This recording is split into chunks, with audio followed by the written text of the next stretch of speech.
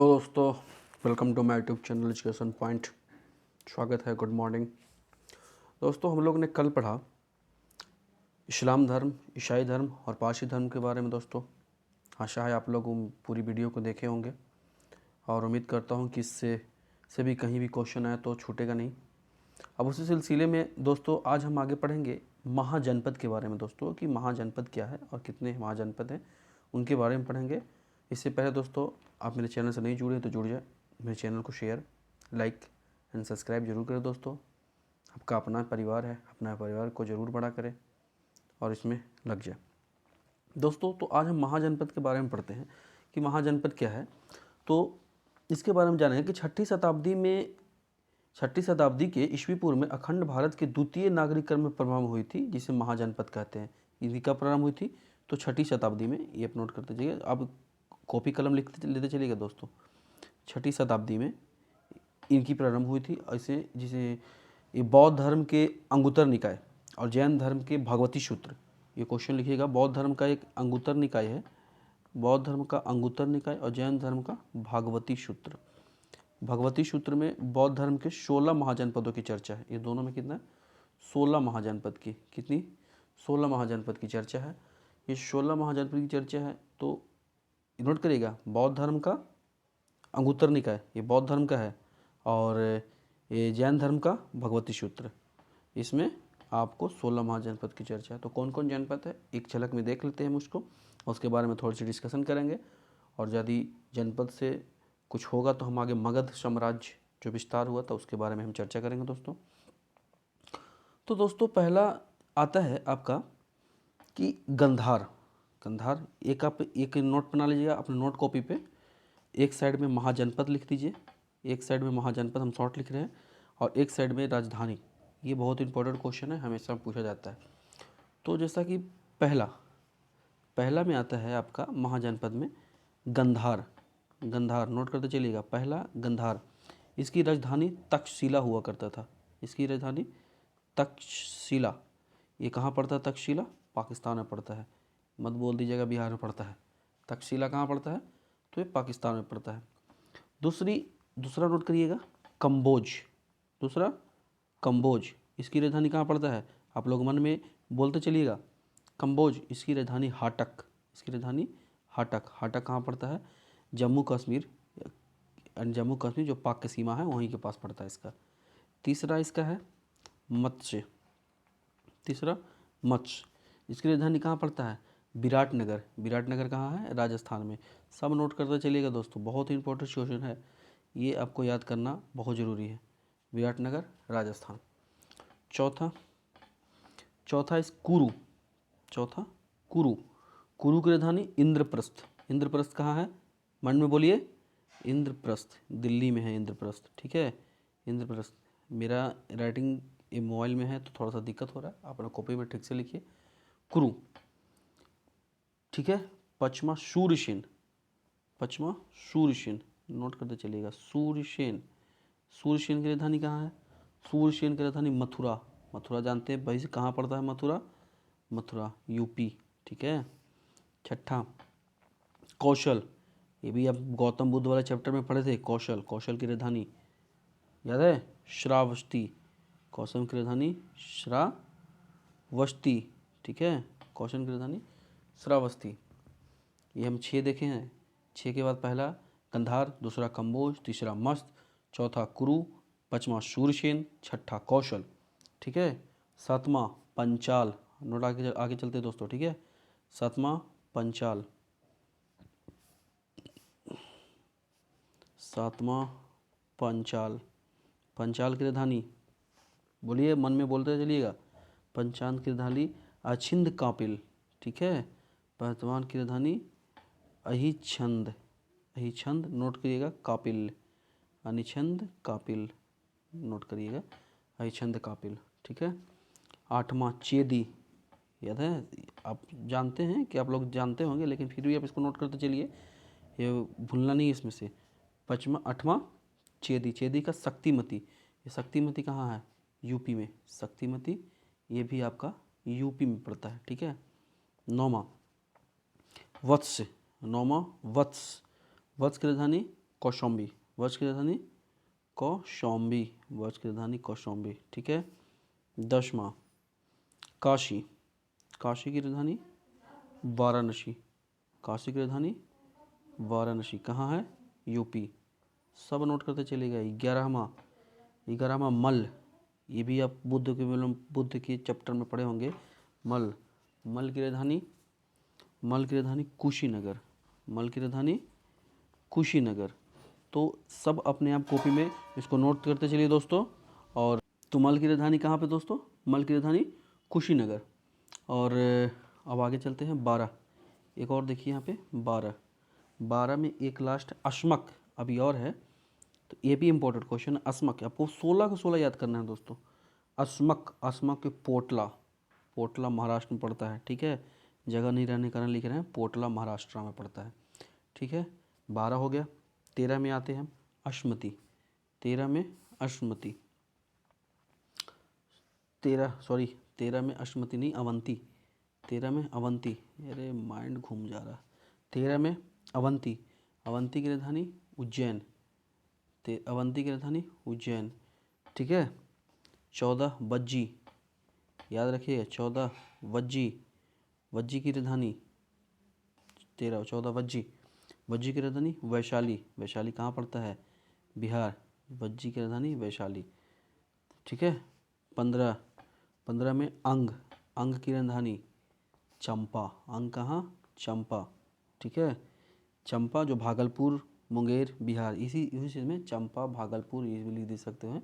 होनेपट्टी भागलपुर, मुंगेर जो बिहार में पड़ता है, ठीक है। और एक 16 में आता है मगध, जो सबसे शक्तिशाली था मगध। ये मगध का राजगिरी, जिसको राजगीर भी बोलते हैं, ये राजगीर बोलते हैं, ये भी पाटलिपुत्रा बिहार में पड़ता है। तो ये रहा आपको 16 जनपद। तो 16 जनपद एक बार फिर से फट से हम रिवीजन करेंगे दोस्तों। एक बार वापस से हम इसको रिवीजन करते हैं दोस्तों, ठीक है। तो आप लोग मन में बोलिएगा, उम्मीद करता हूँ आप लोग कॉपी पे राइट डाउन और नोट डाउन करते चल रहे होंगे, अपने लिखते चल रहे होंगे। तो जैसे जैसे मैं बोलूँगा अपने मन में ज़रूर बोलिएगा, फिर से बोलिएगा उसको। जैसे क्या होता है, बोलने से आपको याद होगा, ठीक है। तो पहला राजधानी था गंधार, गंधार का राजधानी तक्षशिला जो पाकिस्तान में पड़ता है, ठीक है। दूसरा कंबोज, जिसकी राजधानी हाटक जो जम्मू कश्मीर और पाकिस्तान की सीमा के पास पड़ता है। तीसरा मत्स्य, जिसका विराटनगर राजस्थान। चौथा कुरु, जिसका इंद्रप्रस्थ दिल्ली में पड़ता है, ठीक है। सूर्यसेन मथुरा यूपी में पड़ता है। पंचाल अछिंद कंपाल जो यूपी में पड़ता है। चेदी शक्तिमती ये भी यूपी में पड़ता है। वत्स कौशाम्बी ये भी यूपी में पड़ता है। काशी वाराणसी ये भी यूपी में पड़ता है। मल्ल का कुशीनगर इस भी यूपी में पड़ता है। और अश्मक पोटला महाराष्ट्र ये भी यूपी में पड़ता है। अवंती ये उज्जैन, अवंती का राजधानी उज्जैन, ये भी आप लोगों में पढ़े, अवंती का उज्जैन, ठीक है। वज्जी का वैशाली, अंग का चंपा और मगध का राजगीर। इसमें से अब कुछ राइट डाउन हम करवाते हैं। आशा करते हैं आप लोग वीडियो को रिवाइंड करें, देखें और इसको मन में खूब पढ़ें, कॉपी पे लिखे रहें और उसको मन में खूब बोल बोल के पढ़ें, ताकि आपको मन में 16 को 16 जनपद याद हो जाए। किसी भी एग्जाम में बेहद इंपॉर्टेंट है, इसी एक क्वेश्चन हमेशा रहता है। अब इसके संबंध में एक आध क्वेश्चन आता है कि जो गंधार महाजनपद था, अभी हम लोग ने पढ़ा है कि गंधार जो महाजनपद था वो जनपद पाकिस्तान में पड़ता था। अभी हम लोग पढ़ा कि गंधार जो जनपद था, ये गंधार जो था ये पाकिस्तान में था, ठीक है। ये वर्तमान में पाकिस्तान में पड़ता है। और इसकी राजधानी जो तक्षशिला का शिक्षा का केंद्र, तो इसकी राजधानी जो तक्षशिला हुई वो तक्षशिला शिक्षा का केंद्र थी। अश्मक दक्षिण भारत का एकमात्र महाजनपद है। अश्मक जिसकी राजधानी कहाँ पड़ती है, मन में बोलते चलिए। अश्मक की राजधानी कहाँ थी? पोटला। ये जो एकमात्र दक्षिण भारत के एकमात्र महाजनपद है अश्मक, जो दक्षिण भारत का। सब कॉपी में लिखते चलिएगा, आप राइट डाउन करते चलिएगा कि ये दक्षिण भारत का एकमात्र जनपद, ठीक है। उत्तर प्रदेश का मल महाजनपद गणराज्य था और बिहार का वज्जी महाजनपद गणराज्य था। ये भी आप याद करिएगा कि मल जो महाजनपद था, ठीक है, यूपी का, ये गणराज्य था।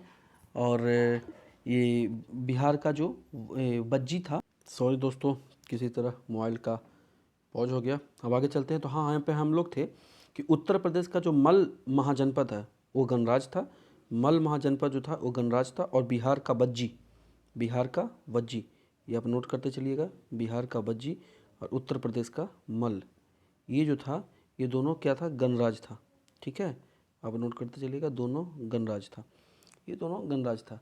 वज्जी की राजधानी वैशाली थी, जिसमें वैशाली में लिच्छवी गणराज्य का शासक था, जो पूरे विश्व में सबसे पुराना गणराज्य था। ये वज्जी के बारे में आता है कि ये वज्जी की राजधानी कहाँ, आपकी वैशाली, हम लोग नोट किए। इसमें लिच्छवी गणराज्य का शासन था, इसमें लिख लीजिएगा लिच्छवी गणराज्य, कॉपी में सब नोट करते चलिएगा दोस्तों। इसमें लिच्छवी गणराज्य का शासन था, जो सबसे सबसे लिच्छवी का सबसे पुराना शासक था। ये सबसे पुराना शासक, दोस्तों लाइन कट गया, थोड़ा सा दिक्कत हो रहा है, कि सबसे पुराना शासक था।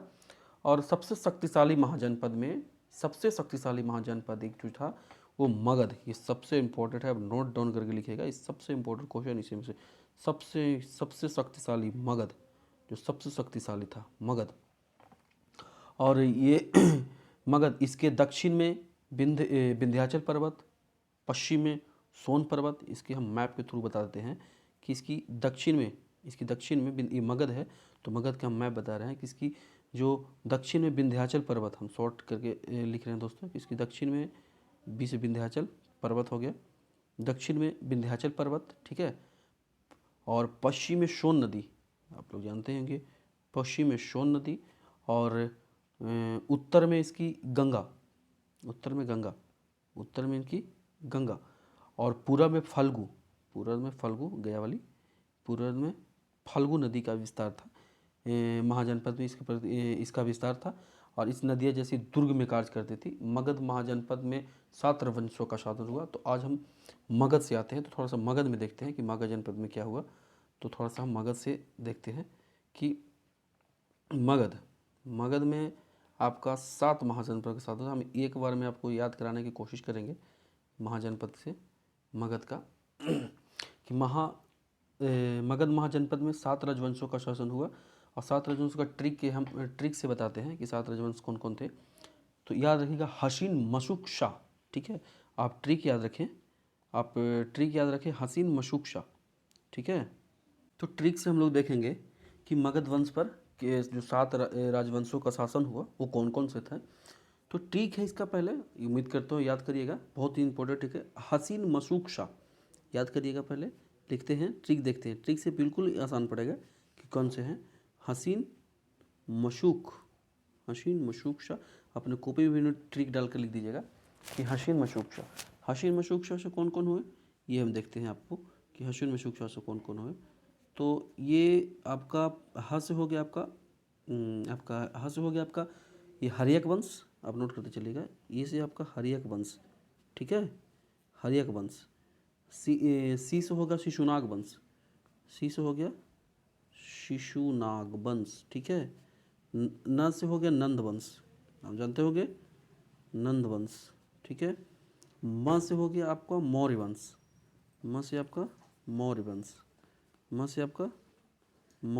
ठीक है। और आपका सू से होगा शुंग वंश, ठीक है, आपका सू से हो गया शुंग वंश, ठीक है। और क से हो गया कर्ण वंश, आपका नोट करते चलेगा कर्ण वंश, ठीक है। और क से कर्ण वंश हो गया आपका, और सा से हो गया सातवाहन वंश, ठीक है, सा से सातवाहन वंश। तो आपका देखिए 7 को होगा कि नहीं, 1 2 3 4 5 6 7, ठीक है। तो आप एकदम बिल्कुल कभी नहीं भूलने वाला ट्रिक है, आपको नोट करना है। सॉरी दोस्तों, गला फंस गया। हसीन मशूक शाह, हा से आपका हर्यक वंश, हा से आपका हो जाएगा हर्यक वंश, और ह से हर्यक वंश, सी से शिशुनाग वंश, न से नंद वंश, म से मौर्य वंश, और स से शुंग वंश, और क से कर्णव वंश, और सा से सातवाहन वंश, ठीक है दोस्तों। तब इसी के बारे में हम कुछ विश्लेषण और कुछ डिफिनेशन में चलेंगे। तो पहले हम हर्यक वंश के बारे में चलते हैं कि हर्यक वंश के संस्थापक कौन थे, इसी को हम पारा पारी पढ़ेंगे। तो आज हम अभी हर्यक वंश के बारे में जानेंगे। तो वीडियो आई थिंक ज़्यादा लंबा तो ना होगा, तो 5 मिनट है, जल्दी हर्यक वंश देख लेते हैं, और आगे अजातशत्रु और बाकी वंश के बारे में हम आगे नेक्स्ट वीडियो में विस्तार करेंगे। तो हम हर्यक वंश के बारे में देखते हैं दोस्तों कि हर्यक वंश तो हम हर्यक वंश के बारे में देख रहे हैं, ठीक है, कि हर्यक वंश। तो हर्यक वंश के संस्थापक कौन थे, तो इनकी संस्थापक बिंबिसार, ठीक है, नोट करते चलिएगा आप कॉपी में, बिंबिसार। इनके संस्थापक कौन थे? बिंबिसार थे। यह पहला ऐतिहासिक राजवंश था, ठीक है, फर्स्ट, या फिर इसमें नोट कर लीजिए, पहला ऐतिहासिक राजवंश था, ये भी नोट कर लीजिए। तथा इसके संस्थापक बिंबिसार पहले ऐतिहासिक शासन, तो पहला शासन था और पहले एक शासन, तो दोनों पहले शासक थे। बिंबिसार के विवाह के माध्यम से दहेज के रूप के लिए अपने क्षेत्र को साम्राज्य का विस्तार किया गया। जब बिंबिसार का शादी दहेज का विस्तार किया, इस समय अवंती के राजा चंद्र प्रतोप एक असाध्य रोग जिसको ला इलाज बीमारी, जो ठीक ना होने वाला बीमारी है, हो गई थी। अंततः इसे ठीक करने के लिए बिंबिसार अपने राजवैद्य, ये बहुत इंपॉर्टेंट क्वेश्चन करता है, क्या हुआ था कि अपने राजवैद्य चरक को, अपनी राजवैद्य जीवक को, सॉरी चरक नहीं जीवक, इनका नाम था जीवक, जीवक को राजवैद्य ने को भेजा था और इसके इलाज के लिए चंद्र प्रदोष स्वस्थ हो गए। इसे अवंती पर मगध का अधिकार हो गया, ठीक है, अवंती पर मगध का अधिकार हो गया। कहने का मतलब है कि जब अवंती का जो राजा हुआ करता था, देखिए आपका थोड़ा सा मैं यहाँ पर विशेषण में समझा दूँ कि यहाँ पे आपका अवंती का जो राजा हुआ करता था, अवंती का जो राजा था, शुरू जाते हैं, अवंती का जो राजा था, अवंती का महाजनपद, उनका जो राजा हुआ करते थे, उनका राजा का नाम था चंद्र प्रदोत, ठीक है, चंद्र प्रदोत।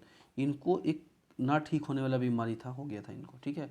तो इन्हीं को ठीक करने के लिए जो बिंबिसार था अपना वैद्य जीवक को भेजता है और इनको ठीक कर देता है, और ठीक कर देता है तो ये जब ठीक होते हैं तो, और ठीक करने के बाद इनकी जो राज था अवंती को अपने कब्जे में कर लेता है बिंबिसार, और उस पर अधिकार कर लेता है। बिंबिसार छोटे राज्यों को युद्ध करके जीत लेता था और इसे वैशाली पर भी आक्रमण किया था, किंतु सफल नहीं हो पाया था। जो ये बिंबिसार था वैशाली पर भी आक्रमण किया था, लेकिन वैशाली पर ये सफल नहीं हो पाया बिंबिसार, और तथा इसकी हत्या इसके बेटा अजातशत्रु ने ही इसकी हत्या कर दी। इसकी बेटा अजातशत्रु ने इसकी हत्या कर दी।